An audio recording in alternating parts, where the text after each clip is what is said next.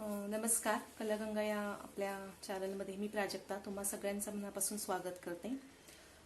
मागील भागात आपण सरगमगीत बघितलं. बिंपलाच रागाचं बिंपलाचं सरगमगीत बघितलं होतं आणि काही लोकांच्या शंका होत्या की आरोह आणि अवरोह म्हणजे काय त्याविषयी. आणि मी अजून कमेंट बॉक्समध्ये वाचलं की शुद्ध स्वर म्हणजे काय आणि कोमल स्वर म्हणजे काय हे देखील मला विचारलं आहे. सो आपण ते आधी बघूया. शुद्ध स्वर म्हणजे काय आणि कोमल स्वर म्हणजे काय. मला वाटतं मी माझ्या पहिल्या भागात जो पहिला भाग टाकला होता त्यात मी तुम्हाला शुद्ध आणि कोमल स्वरांची देखील माहिती दिली आहे.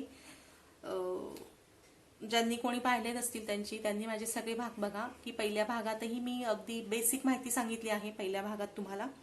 सो पहिल्या भागात मी तुम्हाला सांगितलं होतं कोमल स्वर कोणते, शुद्ध स्वर कोणते, सगळ्या स्वरांची म्हणजे सगळ्या स्वरांची पण माहिती दिली होती मी तुम्हाला. पण आता मी पुन्हा सांगते, ज्यांनी बघितलं नसेल त्यांनी तरी ते पुन्हा माझा फर्स्ट पार्ट बघू शकतात. सो तरी मी तुम्हाला आता ह्या भागात विचारलंय म्हणून मी तुम्हाला सांगते. पण मी ज्यांना माहिती नसेल त्यांच्यासाठी सांगते की पहिल्या भागात मी सगळी माहिती दिलेली होती.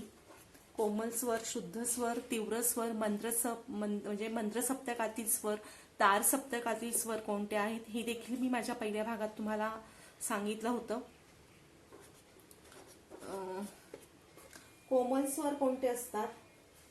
कोमल स्वर आपण रे ग ध्वनी म्हणजे आपण जो स्वराखाली मी तुम्हाला एक एवढंच सांगते की कोमल स्वर कसा ओळखायचा. एवढंच मी तुम्हाला आता एक गोष्ट सांगते की कोमल स्वराच्या खाली कोमल स्वरांच्या खाली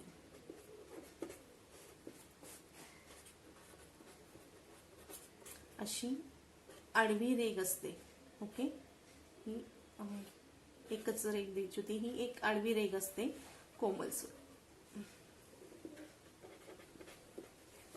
त्याला कोमल स्वर असे म्हणतात.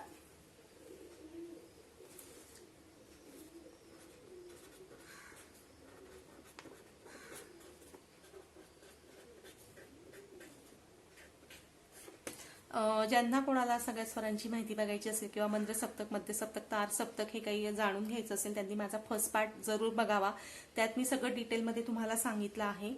सो आताही मी तुम्हाला हे सांगतेच आहे. आणि कोमल स्वर विचारलंय आणि शुद्ध स्वर विचारले आहेत. सो शुद्ध स्वर तर म्हणजे ओळखायला अगदी सोपे की त्या स्वरावर कुठल्याही प्रकारचं चिन्ह नसतं.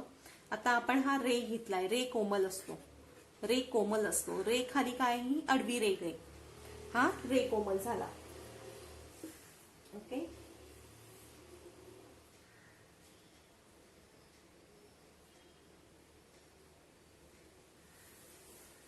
आणि आता आपण आहे शुद्ध स्वर बघत आहोत.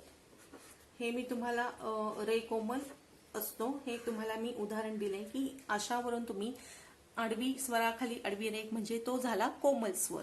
आता आहे शुद्ध स्वर. शुद्ध स्वराची एकच डेफिनेशन म्हणता येईल की आपल्याला स्वराखाली म्हणजेच त्या जो स्वर असतो स्वराखाली कुठल्याही प्रकारचं चिन्ह नाही किंवा कोणत्याही प्रकारचे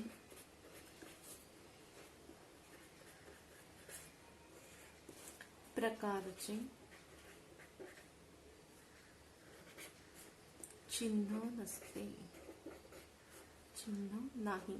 किंवा आपण म्हणू शकतो म्हणजे चिन्हच म्हणता येईल याला, चिन्ह नाही. आता आपण हा सपोज हा रे घेतला, हा सिंगल रे, नुसताच रे आहे म्हणजे हा शुद्ध स्वर आहे. कोमल स्वर हे बघा, शुद्ध स्वर, कोमल स्वर, तीव्र स्वर, पुन्हा अजून आहेत आपले अचल स्वर. हे सगळे आपले म्हणजे स्वरांचे हे सगळे प्रकार आहे. ते मी पहिल्या भागात तुम्हाला डिटेलमध्ये माझा जो पहिला भाग आहे त्या डिटेलमध्ये मी तुम्हाला सांगितलं आहे. सो तुम्हाला आता हे कोमल स्वर आणि शुद्ध स्वर समजले असतील. हे बघा, कोमल स्वर म्हणजे कोमल स्वराच्या खाली आडवी रेघ असते, ही अशी आडवी रेघ असते, त्याला कोमल स्वर असे म्हणतात. आपण हा रे कोमल, रे ग ध्वनी हे जे कोमल स्वर ठराविक स्वर असतात तर त्या स्वराखाली मी आडवी रेघ घेतली आहे म्हणजे हे कोमल स्वर झाला हा. आणि हा शुद्ध स्वर म्हणजे शुद्ध स्वरांना एवढंच एक बेसिक लक्षात ठेवा. आणि सोपी लँग्वेज सांगते मी, की शुद्ध स्वरांना कोणतेही चिन्ह नसतात. तर ते तुम्ही अगदी बिनधास्तपणे ओळखू शकता की बाबा हा शुद्ध स्वर आहे. सो स्वराखाली कोणत्याही प्रकारचे चिन्ह नाही, म्हणजेच तो झाला शुद्ध स्वर. ओके. मागील भागात आपण भिंपलास रागाचं सरगमगीत बघितलं आहे. आणि आता मी राग आपले मागेच पडले, बाकीचे राग शिकवणं. सो राग पण घेणार आहे, पण त्याआधी आपण एक छोटं नोटेशन बघूया.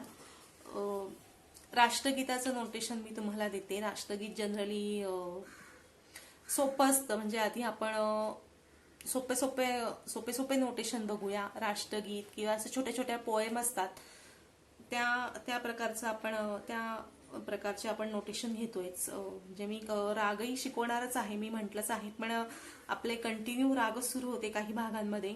सो म्हणून मग मी आता हे गेल्या 1-2 भागामध्ये मी जरा वेगळं काहीतरी सांगते तुम्हाला, की तुमचीही प्रॅक्टिस व्हावी आणि तुम्हाला वेगळं काही वाजवायला यावं.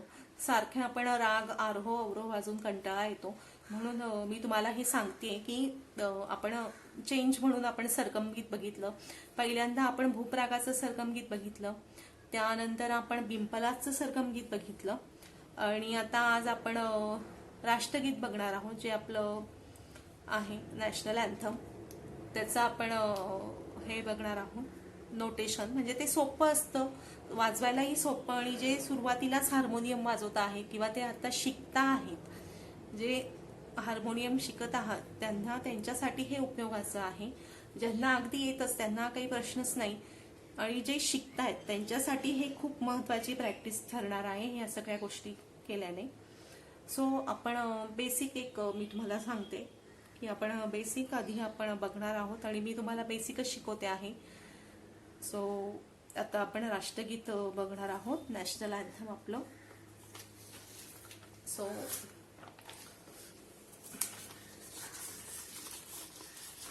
मी आधी लिहून घेते नेहमीप्रमाणेच, आणि मग तुम्हाला सांगते की आपण कसं हे घ्यायचं आहे, त्याच्या मात्रा वगैरे.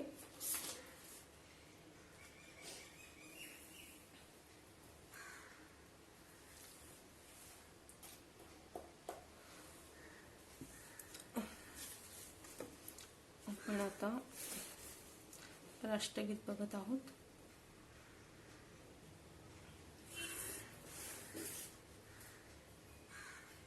मी आत्ता लिहून घेते, त्यानंतर माझं लिहून झाल्यावर मी पेपर माझा सरळ ठेवणार आहे. त्यानंतर तुम्ही लिहून घेऊ शकतात, किंवा फोटो काढायचा असेल तो काढून घेऊ शकतात तुम्ही. सो मी आता लिहिण्याकरता मी माझ्या पद्धतीने पेज हे करते आहे. आता हे आपल्याला याचा ताल केरवा आहे. केरवा ताल धागे नथी न कधी न, हा केरवा ताल झाला राष्ट्रगीत आपलं.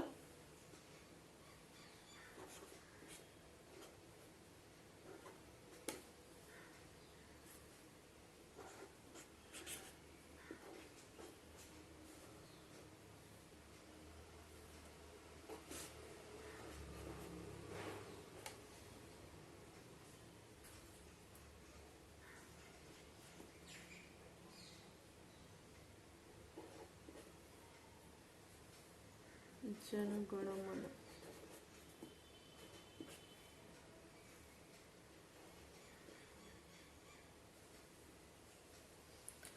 केरवा ताल इथेच लिहिते मी कंसात. केरवा ताल हे खूप सोपं आहे वाजवायला, पण सोपं आहे. जसं आपण सरगमगीत वाजवतो त्याच पद्धतीने हे वाजवायचं आहे. सो आणि म्हणजे याचे नोटेशन खूप सोपे आहे, पाठ व्हायला पण सोपं आहे.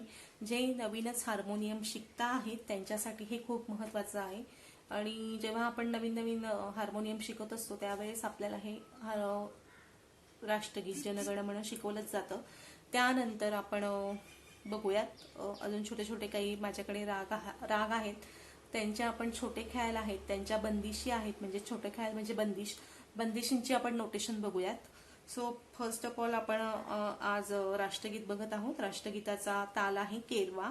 केरवा तालात आपण राष्ट्रगीत लिहिणार आहोत.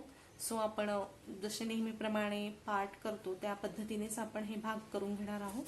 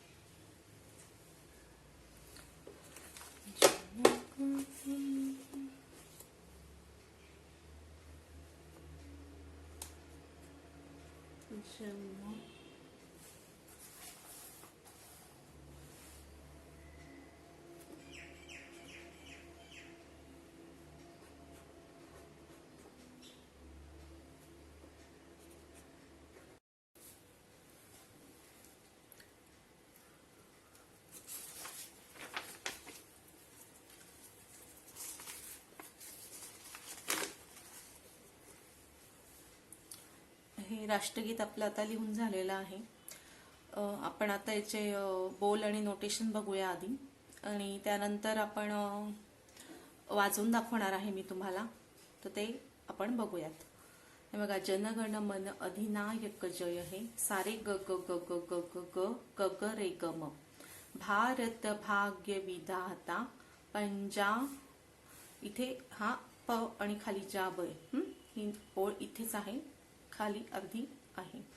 ग ग रे रे रे नी रे सा सा, ब सिंध गुजरात मराठा, प प प प प प प प प मध प, द्राविड उत्कल वंग, म म म म म ग ग ग रे म ग, विंध्य हिमाचल यमुना गंगा, ग ग ग ग रे प प प म म, उच्छल जलधि तरंग, ग ग ग रे रे रे नी रे सा, तव शुभ नामे जागे, सारे क ग ग ग रे ग म, तव शुभ आशिष मागे, ग म प प प म ग रे म ग. ओके, त्यानंतर आहे पुढचं, इकडे आहे गाये तव जय, गाये तव जय गाथा, ग ग ग रे रे रे नी रे सा, जन गण मंगलदायक जय हे, सा सा प प प प प प प प मध प, भारत भाग्य विधाता, म म म ग ग ग रे म ग, जय हे सा नि सा नि ध नि, जय हे, जय जय जय जय हे, धप ध सा सा रे रे रे, जय जय जय हे, ग ग रे ग म, ग ग रे ग म. ओके, हे आपलं आता राष्ट्रगीत लिहून झालेलं आहे. तुम्हाला जर इथे नोटेशन किंवा काही लिहून घ्यायचं असेल तर तुम्ही हे लिहून घेऊ शकतात. मी पेज असं ठेवलेलं आहे, म्हणजे पेज आहे, तर तुम्हाला नेहमीप्रमाणे लिहून घ्यायचं असेल किंवा काय करायचं असेल ते तुम्ही करू शकताय. आपलं हे नोटेशन आता लिहून झालेलं आहे. सो नोटेशन मी एवढ्या करता घेतलं, आधी सोपं नोटेशन घेतलं. राष्ट्रगीत जेव्हा आपण हार्मोनियम शिकतो तेव्हा आपले आरोह अवरोह अलंकारांनंतर जनरली छोटी छोटी गाणी वाजवायला देतात, राष्ट्रगीत वाजवायला सांगतात, की हेच की म्हणजे सोपं असतं म्हणून आपण हे वाजवू शकतो आणि लवकर शिकतो, आणि याचं नोटेशनही आपलं लवकर पाठ होतं आणि आपण म्हणजे पटापट आत्मसात करत जातो याचं नोटेशन. सो म्हणून मी तुम्हाला आधी राष्ट्रगीत शिकवलं, त्यानंतर आपण पुन्हा रागही घेणार आहोत किंवा दुसरं काही घेऊया. छोट्या बंदिशी आहेत काही रागांच्या, त्या आपण बघू शकतो. सो तुम्हाला हे नोटेशन, ह्या नोटेशनची प्रॅक्टिस करा. आपण हे नोटेशन घेतलेलं आहे, मी तुम्हाला आता हे वाजवून दाखवते. जनरली जे आता नवीन हार्मोनियम शिकता आहेत त्यांना हे अगदी उपयोगाला आहे, किंवा ज्यांना येत आहे त्यांना आधीपासूनच येत असणारे म्हणजे राष्ट्रगीताचं काही ना नोटेशन माहितीही असेल, पण जे आता जस्ट शिकताय म्हणजे ज्यांनी वाजवायला सुरुवात केली आहे जस्ट आत्ता, त्यांच्यासाठी हे महत्वाचं आहे राष्ट्रगीताचं नोटेशन. म्हणजे हे इझी होईल तुम्हाला वाजवायला. अगदी छोट्या छोट्या पोएम असतात, त्यानंतर राष्ट्रगीत असतं, अलंकार असतात. अलंकारांनंतर जनरली आपल्याला हेच सगळ्या गोष्टी शिकवल्या जातात. सो मी त्या पद्धतीनेच घेत आहे.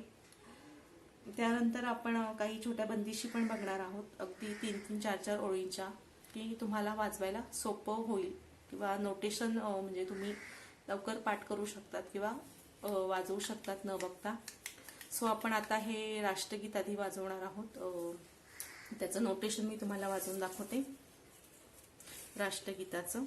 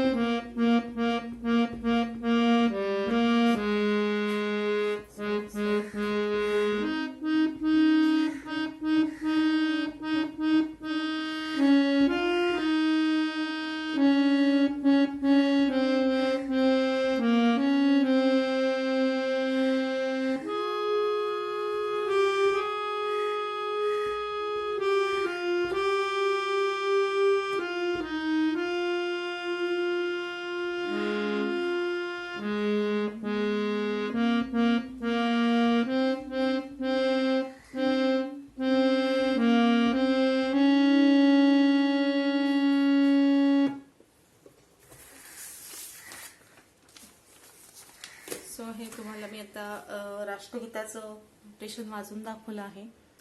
वाजवायला खूप सोपं आहे, तुम्ही वाजवून बघा. आणि त्यानंतर आपण मागील भागात लक्षणगीत पाहिले, सरगम गीतं बघितली आपण 2, एक पिंपलाचं बघितलं आणि एक भूप रागाचं बघितलं. आणि आपण ह्या भागात आता राष्ट्रगीत बघितलं आहे. हे राष्ट्रगीताचं नोटेशन सगळं मी तुम्हाला लिहून दिलं आहे, तर तुम्ही याची प्रॅक्टिस करा. ज्यांना आता म्हणजे जस्ट आता हार्मोनियम वाजवायला शिकले आहे त्यांना उपयोगाचंच आहे ते. सो आपण हे आज राष्ट्रगीत बघितलं. पुढील भागात आपण पुन्हा आपले राग बघणार आहोत किंवा रागांच्या बंदिशी बघणार आहोत. तोपर्यंत तुम्ही राष्ट्रगीताची, सरगम गीतांची प्रॅक्टिस करा. सरगम गीतांची प्रॅक्टिस केलीच पाहिजे.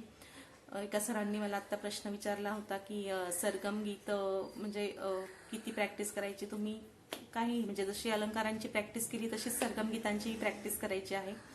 सरगम गीत वाजवण्याने आपल्याला एकच फायदा होतो की जे स्वर असतात की स्वर आपल्याला ओळखायला मदत होते, किंवा आपण स्वर आपसुकच ओळखू लागतो की बाबा हा स्वर कुठला आहे, हा स्वर कोणत्या पट्टीतला आहे, किंवा हा स्वर कुठल्या सप्तकातला आहे हे आपल्याला समजत असतं.